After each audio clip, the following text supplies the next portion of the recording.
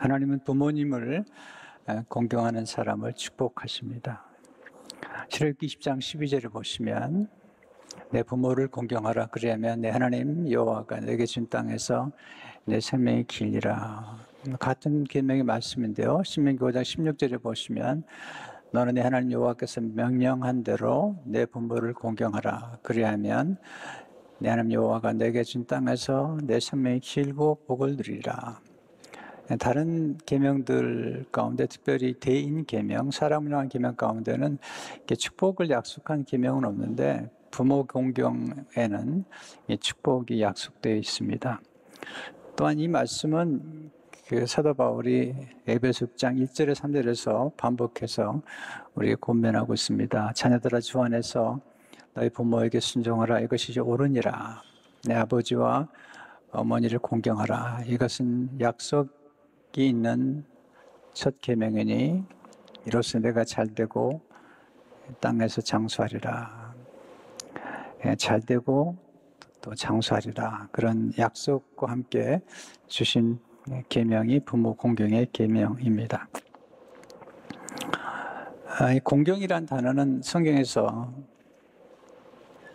하나님께 쓰는 단어고 그 다음에 부모님에게 쓰는 단어입니다.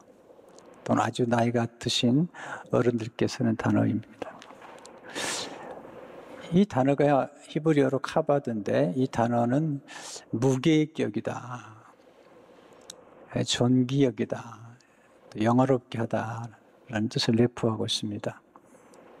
이 단어에서 영광이란 히브리어 단어 카보드가 나옵니다. 영광이라는 단어가 무기라는 단어인데 이 반대말은 경박하다는 뜻이죠. 함부로 대하다. 그러니까 부모님을 공경한다는 것은 부모님을 존귀 여기고 영화롭게 하고 부모님을 무게 있게 함부로 대하지 않는 것을 의미한 것입니다. 부모님의 사랑은 끝이 없죠. 그리고 무한한 희생이 담겨있는 사랑이 부모님의 사랑입니다. 오늘 본문의 말씀은 예수님께서 하나님 아버지를 공경한 말씀인데요. 이 말씀과 함께 우리는 예수님이 어떻게 육신의 부모를 공경하셨으며 그리고 하나님 아버지를 공경하셨는지 함께 배웠으면 좋겠습니다. 첫째, 예수님은 부모 공경의 모범이 되십니다. 예수님은 성령으로 잉태하셨기 때문에 사실은 육신의 아버지는 없죠. 근데 마리아와 정혼한 요셉이 육신의 아버지가 되신 것입니다. 이제 예수님께서 제 공생애 중에 고향에 잠깐 돌아가니까 고향 사람들이 얘기해요.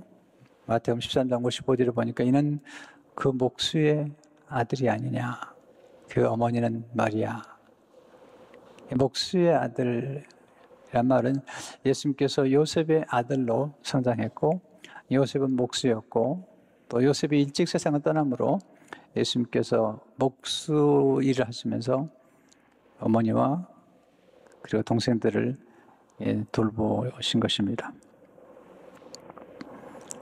네, 예수님의 부모죠. 그러니까 육신의 부모가 요셉과 이제 마리아인데 예수님의 어린 시절의 모습이 누가복음 2장에 나오죠. 다른 복음서에는 나오지 않는데 12살 때에 예수님께서 예루살렘에 올라갔다가 유월절에 가족들과 함께 올라갔다가 돌아오는 길에 가족들은 이제 내려오는데 예수님은 성전에 머물렀던 거예요. 근데 그 당시 이제 동네 사람들이 같이 갔기 때문에 이제 돌아오는 길에 부모님은 뭐 동네 사람들하고 같이 돌아온 줄 알았는데 하루길 지나가다 보니까 안 보이는 거니까 그래서 너무 혼비백산해서 예루살렘에 돌아가서 찾는 중에 사흘째 됐을 때 예수님을 찾죠. 그리고 예수님을 성전에서 만났을 때 그 부모가 육신의 부모죠. 예수님과 나눈 대화가 누가복음 2장 48절에서 50절에 이렇게 기록되어 있습니다. 그의 부모가 보고 놀라며 그의 어머니는 이르되 아이야, 예수님께 한 얘기예요. 어찌하여 우리에게 이렇게 하느냐. 보라, 내 아버지와 육신의 아버지 요셉이죠. 그렇게 아버지를 모셨죠. 내가 근심하여 너를 찾았노라. 예수께서 이르시되 어찌하여 나를 찾으셨나이까. 내가 내 아버지 집에 있어야 될 줄을 알지 못하셨나이까 하시니 그 부모가 그 하신 말씀을 깨닫지 못하더라. 예수님께서 성전에 머무시면서 아버지 집이라고 말씀하셨어요. 하나님 아버지 집이 성전이라는 것입니다. 그때 이 말씀을 보면 육신의 부모로서 요셉과 마리아가 예수님의 부모의 역할을 하셨던 거죠. 근데 이제 이 사건 이후에 이어서 누가복음 2장 51절 이렇게 기록하고 있어요. 예수께서 함께 내려가서 나사렛에 이르러 순종하여 받드시더라. 그 어머니는 이 모든 말을 마음에 두니라. 순종하여 받드시더라. 예, 육신의 부모님께 순종하여 받드시더라. 이 받드신다는 게 공경하는 것입니다. 예수님이 육신의 부모님을 공경하셨습니다. 놀라운 사실은 51절 다음 이 말씀이 예수님이 순종하셨다는 말씀과 함께 누가가 기록한 말씀이죠. 52절을 보시면 예수는 지혜와 키가 자라가며 하나님과 사람에게 더욱 사랑스러워 가시더라. 예, 이건 순종과 공경의 열매이죠. 그 결과로 지혜로워지시고 또 키가 자라가고 그리고 하나님과 사람에게 사랑을 받으셨다. 순종과 공경은 인정과 신뢰와 그리고 사랑을 받는 그런 비밀인 것을 알게 됩니다. 예수님 십자가에 돌아가실 때 사랑하는 제자 요한에게 어머니를 맡기죠. 그렇게 하면서 어머니를 공경합니다. 요한복음 19장 17절을 보시면 또 그 제자에게 이르시되 보라 내 어머니라 하신대 그때부터 그 제자가 자기 집에 모시니라. 예수님이 제자들을 관찰하는 중에 어머니를 잘 모실 수 있는 제자가 누굴까 생각하다가 사도 요한을 선택하셨습니다. 스승으로서 어머니를 맡길 만한 제자가 있다는 것 참 놀라운 일이고요. 또 스승의 어머니를 기쁨으로 모시고 공경하는 제자가 있다는 것도 참 놀랍고 아름다운 일인 것을 보게 됩니다. 예수님은 육신의 부모님께 순종하고 그리고 공경하는 사실을 먼저 우리가 기억해야 됩니다. 두 번째, 예수님은 하나님 아버지를 공경하셨습니다. 육신의 아버지와 함께 하늘에 계신 아버지를 공경하셨고 우리도 육신의 부모님과 함께 하나님 아버지를 공경하도록 부름받은 사람들입니다. 예수님께서 공생애 사실 때 사람들은 예수님을 무시했어요. 멸시하기도 하고요. 심지어는 예수님에게 귀신 들렸다고 얘기했습니다. 그때 예수님께서 요한복음 8장 49절 본문의 말씀을 대답하셨어요. 예수께서 대답하시되 나는 귀신 들리는 것이 아니라 오직 내 아버지를 공경하며거늘 너희가 나를 무시하는도다. 예수님께서는 오직 내 아버지를 공경하거늘 그렇게 말씀하고 있습니다.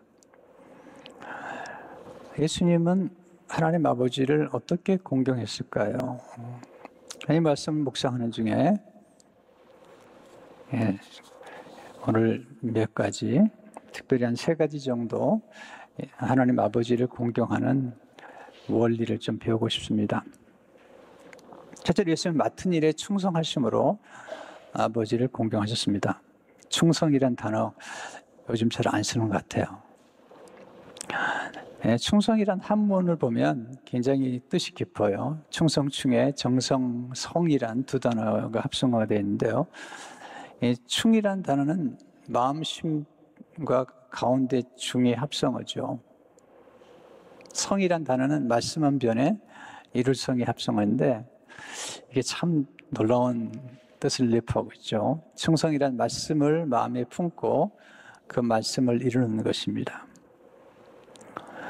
히브리서는 충성된 사람 둘을 소개하고 있죠. 모세와 예수님이신데요. 히브리 3장 5절 6절을 보게 되면 또한 모세는 장래에 말할 것을 증거하기 위하여 하나님의 온 집에서 사환으로 충성하였고 그리스도는 그의 집 맡은 아들로 충성하였으니 우리가 소망의 담대함과 자랑을 끝까지 견고히 잡으면 그의 집이라. 모세는 종으로 충성했고 예수님은 아들로 충성하셨다. 그렇게 말씀하고 있습니다. 성경은 또 예수님은 이 충성이 얼마나 소중한가를 우리에게 가르쳐 주십니다. 그리고 충성에는 놀라운 축복과 그리고 상급과 칭찬이 따라오는 것을 보게 됩니다. 예수님은 우리에게 어떻게 하면 칭찬받는 충성할 수 있을지를 우리에게 가르쳐 주죠. 첫째로 하나님은 작은 일에 충성할 때 칭찬하십니다.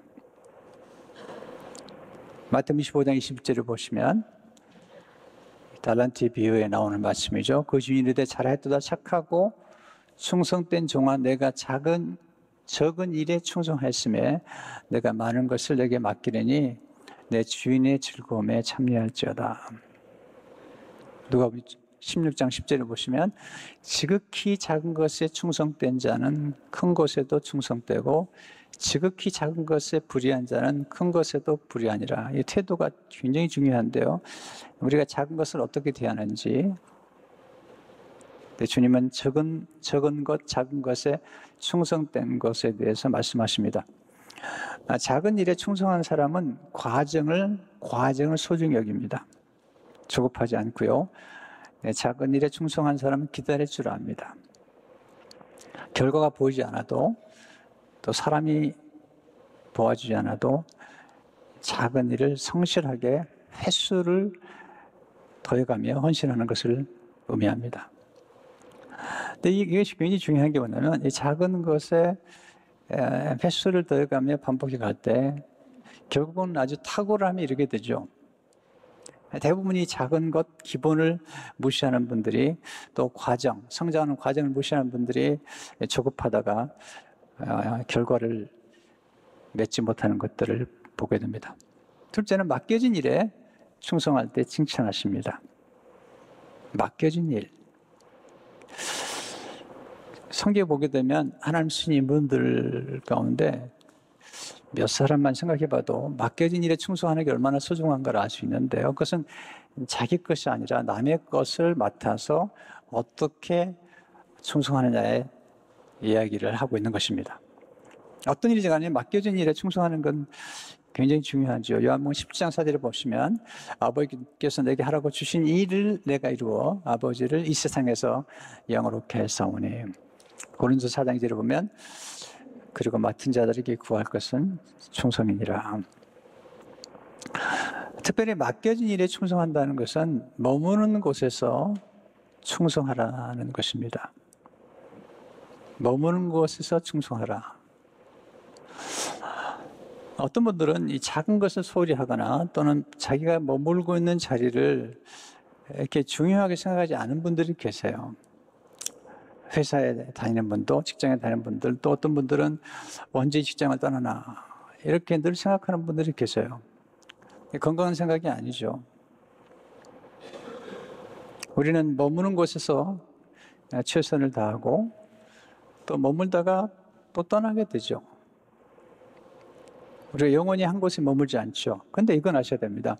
머무는 곳에 최선을 다하는 일이 반복될 때 하나님께서 놀라운 축복을 주신다는 것입니다. 요셉을 보세요. 보디발의 집에서 11년 동안 머물죠. 최선을 다합니다. 그래서 그 다음에 감옥에 가죠. 근데 감옥에서 최선을 다하죠. 그러니까 하나님께서 그를 이제 군무장을 세우죠. 근데 우리가 여기서 조심할 게 하나 있습니다. 우리가 머무는 곳에서 최선을 다하다가 그 다음에 계속해서 이렇게 상승세로 올라가는 게 아니에요. 때로 머무는 곳에 있다가 다른 곳으로 갈 때도 좀 기대보다 못하는 곳으로 갈 수도 있어요. 요셉이 그렇잖아요. 요셉이 보디발의 집에 있다가 그 다음에 가는 곳이 감옥이지 않습니까? 근데 그럴 때 어디 있든지 간에 불평하지 않고 주어진 자리에서 충성하는 것이 필요합니다. 지금 머무는 곳, 그 소중히 여기십시오. 지금 맡겨진 일에 최선을 다하십시오. 그 다음은 하나님 인도하십니다. 다윗이 아버지께 맡겨준 그 양 새끼 한 마리에 목숨을 걸잖아요. 하나님께서 다윗을 그가 양무리 지킬 때 그를 택하사 그걸 보신 거죠. 그걸 보시고 그에게 이스라엘 왕으로 일을 맡기신 것을 보게 됩니다. 셋째는 하나님은 지혜롭게 충성할 때 칭찬하십니다. 충성이라는 단어가 약간 우직한 느낌이 들지만 예수님은 마태복음 24장 45절 46절에서 말씀하시죠. 충성되고 지혜 있는 종이 되어 주인에게 그 집사람들을 맡아 때를 따라 양식을 나눠줄 자가 누구냐. 주인이 올 때 그 종이 이렇게 하는 것을 보면 그 종이 복이 있으리로다. 충성되고 지혜 있는 종. 그러니까 충성도 돼야 되지만 지혜가 있는 종이 칭찬을 받는다. 그 다음 말씀 놀라워요. 마태복음 24장 47절을 보게 되면 내가 진실로 너희에게 이르노니 주인이 그의 모든 소유를 그에게 맡기리라. 충성되고 지혜로운 종에게 주인이 모든 소유를 맡긴다는 것을 주님 말씀하고 있습니다. 충성에는 상급이 따르는 거죠. 두 번째, 예수님은 자신을 온전히 드림으로 아버지를 공경하셨습니다. 공경은 드림과 관계가 있죠. 우리가 부모를 공경한다고 할 때도 말로만 공경하는 것과 용돈을 드리고 또 필요한 것들을 봉양하는 그 드림이 중요하지 않습니까? 우리가 공경한다고 할 때 하나님 앞에 드리는 게 밀접한 관계가 있죠. 잠언 3장 9절에 보시면 내 재물과 내 소산물이 처음 익은 열매로 여호와를 공경하라. 구약에서 드림을 통해 하나님을 공경했던 사람이 아브라함이죠. 아브라함은 이삭을 드렸어요. 가장 소중한 걸 드렸습니다. 하나님은 우리가 드리는 예물을 주목해 보시는 것을 알게 됩니다. 말라기는 이제 특별히 경외함을 가르치는데 하나님의 공경함과 경외함을 가르칠 때 그들이 드린 예물에 대해서 하나님이 책망하세요. 너희가 드린 예물을 보니까 총독도 받지 않겠다. 말라기 1장 7절 8절을 보시면 너희가 더러운 떡을 내 제단에 드리고도 말하기를 우리가 어떻게 주를 더럽게 했나이까 하는도다. 이는 너희가 여호와의 식탁을 경멸히 여길 것이라 말하기 때문이라. 만군의 여호와가 이르노라. 너희가 눈먼 희생제물을 바치는 것이 어찌 악하지 아니하며 저는 것 병든 것을 드리는 것이 어찌 악하지 아니하냐. 이제 그것을 너희 총독에게 드려보라. 그가 너를 기뻐하겠으며 너를 받아주겠느냐. 총독도 받지 않을 예물을 이스라엘 민족들이 드렸던 것입니다. 그들은 입술로 하나님을 공경했지만 마음 깊은 곳에서 하나님을 공경하지 않았죠. 그래서 주님께서 마가복음 7장 6절을 이렇게 인용하셨어요. 말씀하셨죠. 이르시되 이사야가 너를 외식하는 자에 대하여 너희 외식하는 자에 대해 차례언하였도다. 기록하실 때 이 백성 입술로는 나를 공경하되 마음은 내게서 멀도다.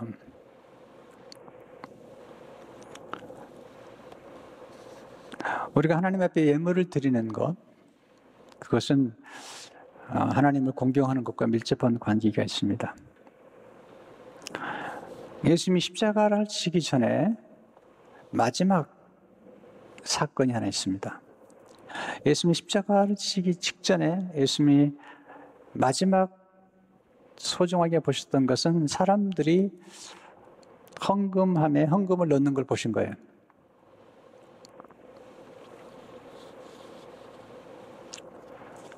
보시는 중에 과부가 드린 헌금을 보시고 칭찬하십니다. 그 이유가 뭐죠? 요금 21장 2절 4절에서 이렇게 말씀하고 있죠. 어떤 가난한 과부가 2렙돈 넣는 것을 보시고 이르시되 내가 참으로 너에게 말하노니 이 가난한 과부가 다른 모든 사람보다 많이 넣었도다. 저들은 그 풍족한 중에서 헌금을 넣었거니와 이 과부는 그 가난한 중에서 자기가 가지고 있는 생활비 전부를 넣느니라 하시니라. 사람들은 액수를 보지만 예수님은 헌신을 보신 것입니다. 자신을 온전히 드려서 희생제물로 드린 것이죠. 왜 우리가 하나님 앞에 드린 예물과 또 부모를 공경할 때 섬기는 물질이 중요할까요? 예수님은 자신을 드렸어요.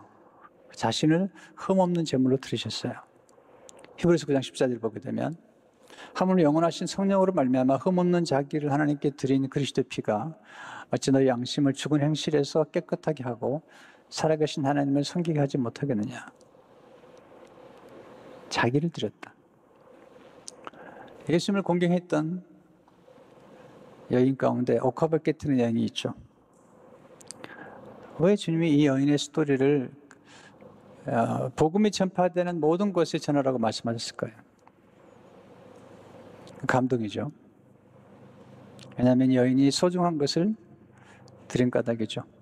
마가복음 14장 3절을 보시면 예수께서 베다니 나병 환자 시몬의 집에서 식사하실 때에 한 여자가 매우 값진 향유 곧 순전한 나드 한 옥합을 가지고 와서 그 옥합을 깨트려 예수의 머리에 부으니 매우 값진 향유 곧 순전한 나드 한 옥합을 완전히 깨트려서 예수님께 올려드린 것입니다. 하나님은 우리를 위해서 11조를 주신 게 아니라 아들을 주신 겁니다. 다 주신 겁니다. 로마서 8장 32절을 보시면 자기 아들을 아끼지 아니하시고 우리 모든 사람을 위하여 내주시니까 어찌 그 아들과 함께 모든 것을 우리에게 주시지 아니하겠느냐. 우리는 우리가 드리는 것만 계산하지만 우리는 하나님이 우리에게 주신 것 그리고 하나님이 우리에게 베풀어 주신 그 은혜 우리가 기억할 것은 뭐냐면 우리가 하나님을 공경하기 위해서 드리는 드림이나 또는 부모를 공경하기 위해서 드리는 드림은 먼저 우리가 하나님의 은혜와 부모에 대한 은혜를 깊이 생각할 때만이 그게 가능합니다. 그래서 우리가 부모님을 공경하려고 할 때 부모님의 사랑을 좀 생각하고 상기하는 게 필요하다는 생각이 들죠.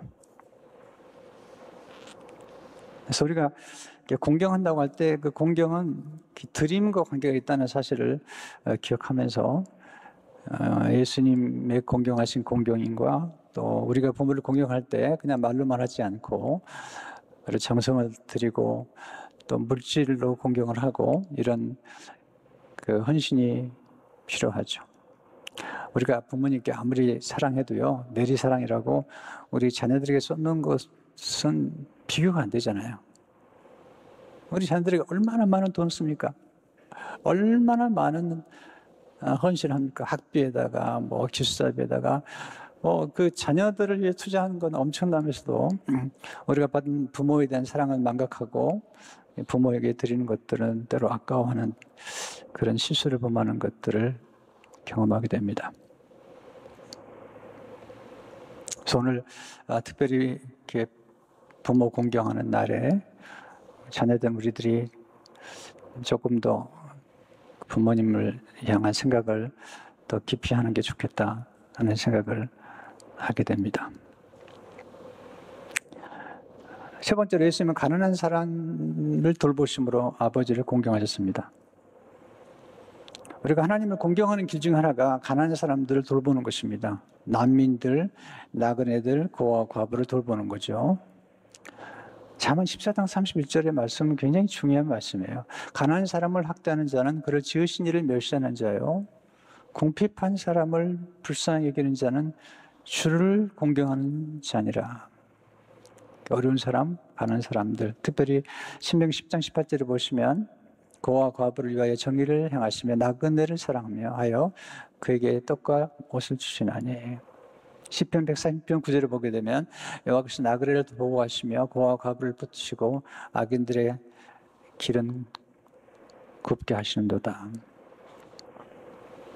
그래서 우리의 진정한 경건은 우리 어려운 사람들을 긍휼히 여기는 마음, 그 측은지심이 필요해요. 하나님을 경외하고 부모님을 공경함으로 풍성한 복을 받으십시오. 아까 말씀드린 것처럼 공경이라는 단어는 아무에게나 쓰지 않고요. 여러분 하나님께 그리고 부모님께 그리고 어른들을 공경하는 데 쓰죠. 모든 어머니를 위대하십니다. 그리고 훌륭하십니다. 또 지금 자녀를 키우고 있는 우리 엄마들 그리고 부모님들을 감사를 드리고 싶습니다. 주어진 부르심 앞에서 우리가 자녀를 사랑하고 부모를 공경하는, 그리고 하나님을 경외하는 우리 모두가 되어서 하나님의 약속하신 축복을 넘치도록 받는 은혜가 함께 하시기를 주의 이름으로 축원합니다.